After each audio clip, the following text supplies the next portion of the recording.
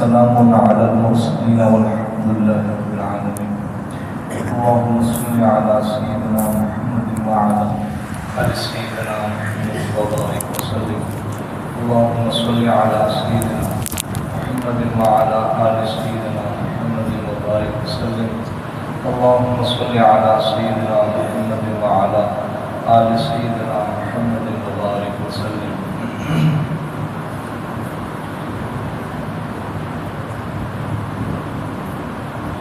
اللہ تبارک و تعالی نے زمین و آسمان کو پیدا کرنے سے ہزاروں سال قبل فرمایا تھا کہ دنیا کے اندر ایک شخص آئے گا لا یقول الخلا، وہ گٹھیا بول نہیں بولیں گے. اور وہ شخص کون ہے؟ آقا مدنی صلی اللہ علیہ وسلم. جو نبی کریم صلی اللہ علیہ وسلم نے مکہ مکرمہ کی دھرتی پر اللہ پاک سے دین اور شریعت کو لے کر کے قدم رکھے تو مکہ کے لوگ گروپ در گروپ بن گئے ہیں. کسی نے کہا ہم مجنون ہیں، کسی نے کہا پاگل ہے، کسی نے کہا دیوانہ ہے، کسی نے کہا جادوگر ہے، کسی نے کہا ساحر ہے، کسی نے کہا باپ دادا کے دین کو چھوڑنے والا ہے. ہر آدمی نے اپنی استطاعت کے مطابق آقا مدنی صلی اللہ علیہ وسلم کی مخالفت کی. جو جتنا کر سکتا تھا، جیسے کر سکتا تھا، جس انداز میں کر سکتا تھا، نبی علیہ السلام کی شبد امت سے مخالفت کی. اسی اسلام میں طفیل بن عامر دوسی، یہ دوسی قبیلہ کے ایک بڑے سردار تھے. مکہ مکرمہ میں آئے تو کچھ لوگ ان سے ملے. بھائی یہاں ایک نوجوان ہے، آپ نے اس کی بات نہیں سنی، اس لیے کہ مشہور یہ ہے کہ جو ان کی بات سن لیتا ہے وہ ان کا ہو کے رہ جاتا ہے. تو طفیل بن عامر دوسی کو اتنا ڈرایا گیا کہ انہوں نے روئی لے کر کے کانوں میں رکھ دیے کہ کہیں ایسا نہ ہو اچانک آمنا سامنا ہو جائے اور وہ کوئی کلام کہے اور میں ان کے جادو میں آ جاؤں. تو انہوں نے اپنے کانوں کے اندر ایسے روئی کو ٹھونس لیا. طواف کر رہے تھے، سامنے ایک نوجوان کو دیکھا، خوبصورت نورانی چہرہ، ایسے چمک دمک، اور طواف کرتے کرتے اپنے ساتھی سے پوچھنے لگے من ذالک الرجل، وہ آدمی کون ہے، یہ کون آدمی ہے؟ وہ کہنے لگے ہوا یہ وہی تو ہے جس کے بارے میں ہم آپ کو خبردار کر رہے ہیں، آپ نے ان کے قریب نہیں لبڑنا. اب طواف مکمل کر لینے کے بعد ان کو خیال آیا میں اپنے قبیلے کا سردار آدمی ہوں، میں ان کی بات سن لوں یہ کہتا کیا ہے، اگر کوئی اچھی بات ہوئی لے لوں گا اور اگر کوئی اچھی بات نہ ہوئی تو مجھ پر کس کا وار چل سکتا ہے، میں اپنے قبیلے کا بڑا سردار ہوں چھوڑ دوں گا. قریب آ کر کے بیٹھ گئے. نبی علیہ السلام نے نماز کو مختصر کیا اور جلدی سے سلام کو پھر لیا. تو طفیل بن عامر دوسی کہنے لگے ماذا تقول، آپ کیا کہتے ہو؟ تو نبی علیہ السلام نے ارشاد فرمایا ان الحمد للہ احمدہ واستعینہ واؤمن بہ واتوکل علیہ من یضلل اللہ فلا ہادی لہ ومن یہدی اللہ فلا مضل لہ. اللہ پاک کی حمد بیان کرتا ہوں، اس کی تعریفیں کرتا ہوں، اس پر ایمان رکھتا ہوں، اس پر توکل کرتا ہوں. وہ جس کو چاہے ہدایت دے، جس کو چاہے گمراہ کر دے. جس کو ہدایت دے کوئی گمراہ نہیں کر سکتا، اور جس کو کوئی گمراہ کر دے، جس کو وہ گمراہ کر دے کوئی اور اس کو ہدایت نہیں دے سکتا. یہ جملے کا ہے. لیکن وہ عرب تھے، کلام کو سمجھتے تھے. وہ کہنے لگے اعد فقط بلغنا القموس البحر، ارے ان جملوں کو دوبارہ دہراؤ، آپ کے کلمات میں تو ساتوں سمندروں کو خوش کر دیا. نبی علیہ السلام نے پھر ان کلمات کو دہرایا. وہ آگے بڑھے اور اپنے ہاتھوں کو ایسے کیا اور کہ یا رسول اللہ صلی اللہ علیہ وسلم ہاتھوں کو بڑھائیے، اور پھر ہاتھوں کو اوپر رکھا اور کہا اب آپ کے حوالے ہو چکا ہو، جو کلمہ، جو دین، جو شریعت آپ لائے ہیں مجھے بھی آگاہ کر دے، آپ کے غلاموں میں شامل ہو چکا ہوں. لا یقول الخنا، وہ گٹھیا بول نہیں بولتے تھے. پروپیگنڈا کس حد تک تھا کہ طفیل بن عامر دوسی نے اپنے کانوں میں روڈ ٹونس لیے ہیں کہ اچانک گفتگو کرنے کا موقع بھی نہ ملے. نبی علیہ السلام نے ارشاد فرمایا انسان کے زبان سے نکلا ہوا غلط بول انسان کو جہنم کے گڑھے میں پہنچانے کے لیے کافی ہے بھائی۔ نبی علیہ السلام نے ارشاد فرمایا وَهَلْ يَكُبُّ النَّاسُ فِي نَارِ جَهَنَّمَ إِلَّا حَصَائِدُ أَلْسِنَتِهِمْ، سب سے زیادہ جہنم میں گرنے والے جو لوگ ہوں گے وہ کون ہوں گے؟ زبان کو غلط استعمال کرنے والے۔ یہ نہیں فرمایا ہے سب سے زیادہ جہنم میں بے نمازی جائیں گے، شرابی جائیں گے، زانی جائیں گے، قاتل جائیں گے، چور جائیں گے، ڈاکو جائیں گے، یہ نہیں فرمایا، یہ نہیں فرمایا۔ کیوں؟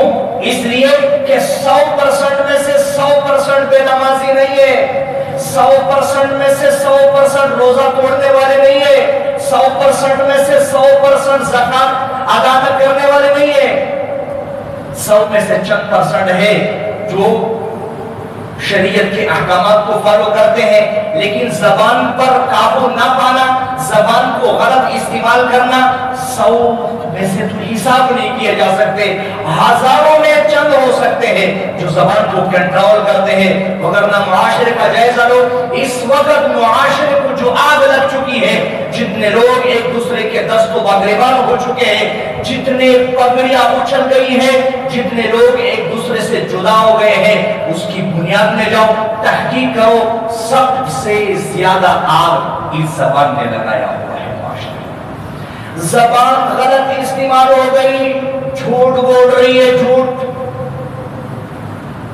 1000 میں سے چند % بھی نہیں ہے جو جھوٹ سے بچنے والے ہو۔ او بھائی، ایک صحابی نے پوچھا یا رسول اللہ صلی اللہ علیہ وسلم مسلمان بخیل ہو سکتا ہے؟ فرمایا جی ہاں۔ کنجوس ہو سکتا ہے؟ جی ہاں۔ بزدل ہو سکتا ہے؟ جی ہاں۔ مسلمان جھوٹ بول سکتا ہے؟ نبی اسلام نے فرمایا نہیں نہیں نہیں، مسلمان جھوٹ نہیں بول سکتا۔ آج جھوٹ کے بغیر وکیل کیس نہیں جیت سکتا، جھوٹ کے بغیر آپ کی تجارت نہیں چلتی، جھوٹ کے بغیر آپ کی پراپرٹی نہیں چلتی، آپ زمین نہیں خرید فروخت کر سکتے۔ ہمارے معاشرے کو جھوٹ کی یہ بیماری اس قدر لگ چکی ہے۔ نبی اسلام خود بھی کے لیے تشریف لائے، یو ٹیک لگایا اور پھر فرمایا میرے صحابہ، میرے یارو، میرے دوستو، میں آپ کو کبیرہ گناہوں میں سے کبیرہ گناہ بتلاؤں؟ ارے کبیرہ گناہ تو ہوتی ہی کبیرہ ہے، کبیرہ میں سے وہ اکبر الکبائر، سب سے بڑے گناہ۔ صحابہ پوچھے یا رسول اللہ ضرور ارشاد فرما دے۔ نبی اسلام نے ارشاد فرمایا اللہ پاک کے ساتھ کسی کو شریک ٹھہرانا بڑے گناہوں میں سے بڑا گناہ ہے، اور ٹیک لگایا ہوا ہے۔ اور پھر فرمایا والدین کی نافرمانی کرنا بڑے گناہوں سے میں بڑا گناہ ہے، ٹیک لگایا ہوا ہے۔ اور تیسرا گناہ بیان کرنے کے لیے نبی اسلام نے ٹیک کو چھوڑا، ایک دفعہ نہیں، پھر فرمایا جھوٹ بولنا، جھوٹی گواہی دینا، جھوٹی گواہی دینا۔ صحابی فرماتے ہیں نبی علیہ السلام نے اتنے مرتبہ فرمایا کہ ہمارے دلوں میں یہ خیال آیا کہ کاش نبی علیہ السلام اب بس نہیں کر دے۔ جھوٹی گواہی دینا بھائی، جھوٹ بول کر کے کتنے رشتوں کو ہم نے توڑ دیا، جھوٹ بول کر کے کتنے لوگوں کو آپس میں ہم نے لڑا دیا، جھوٹ بول کر کے کتنے لوگوں کو ہم نے آپس میں جدا کیا، جھوٹ بول کر کے کتنے لوگوں کی محبت کو ہم نے نفرت میں تبدیل کر دیا۔ ارے ہم تو مسلمان ہیں بھائی، اسلمت برب العالمین کا دعویٰ کرنے والے ہیں، ہم نے تو اللہ کو تمام جہانوں کو پالنے والا تسلیم کیا ہے، لیکن اس کے باوجود او بھائی، درس نظامی کے اندر ایک کتاب پڑھائی جاتی ہے، اس کا نام ہے ہدایہ، یہ 4 جلدوں میں ہے، اس کی ایک جلد کے اندر نماز کے مسائل ہیں، 3 جلدوں کے اندر یہ ہے آپ کی زندگی کیسے گزارنی ہے، خرید و فروخت کیسے کرنا ہے، معاملات کیسے کرنے ہیں، آپ کے اخلاق کیا ہونے چاہیے، آپ کی معاشرت کیسے ہونی چاہیے۔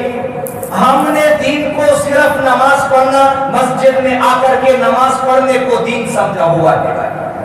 سچ بولنا، او بھائی، زبان صحیح استعمال کرنا، معاشرے میں زبان غلط استعمال ہو رہی، غلط استعمال. زبان سے وہ بول بولے جو دو کے مابین جوڑ کا باعث بنے، وہ بول مت بولے جو دو کے مابین توڑ کا باعث بنے. اپنے نفسانی خواہشات کے لیے ہم نے ایسے جوڑ بول دیے ہیں کہ ہم نے لوگوں کو ایک دوسرے کے گریبانوں تک پہنچا دیا. ابوبکر صدیق رضی اللہ تعالی عنہ، نبی اسلام نے کیوں فرمایا سارے انبیاء کے بعد سارے انسانوں سے بلند درجہ کس کا ہے؟ ابوبکر صدیق رضی اللہ تعالی. ان کی صفات میں سے ایک نمایاں صفت یہ تھی، ایسا بول بولتے تھے جو دو کے مابین جوڑ کا باعث بنتا تھا. ایسا بول نہیں بولتے تھے جو دو کے مابین دوری اور توڑ کا باعث بنتا تھا. دو حضرات آئے، یا امیر المؤمنین وہ فلانے علاقے میں نبی علیہ السلام نے ہمیں اتنی زمین دی تھی، آپ امیر المؤمنین ہیں، آپ بھی ہمیں زمین دے دیں. صحابہ سے پوچھا اب زمین ملی تھی ان کو؟ جی ہاں ان کو زمین ملی تھی. ابوبکر صدیق رضی اللہ تعالی عنہ نے جلدی سے ایک رسالہ لکھا اور اس پر دستخط کر دیے. بیٹھے ہوئے صحابہ سے دستخط لیے اور پھر فرمایا لے لو. حضرت عمر رضی اللہ تعالی عنہ کے پاس، ان سے بھی گواہی شہادت اپنی دستخط ڈلوا لے، زمین اتنی میری طرف سے بھی آپ کی ہو گئی.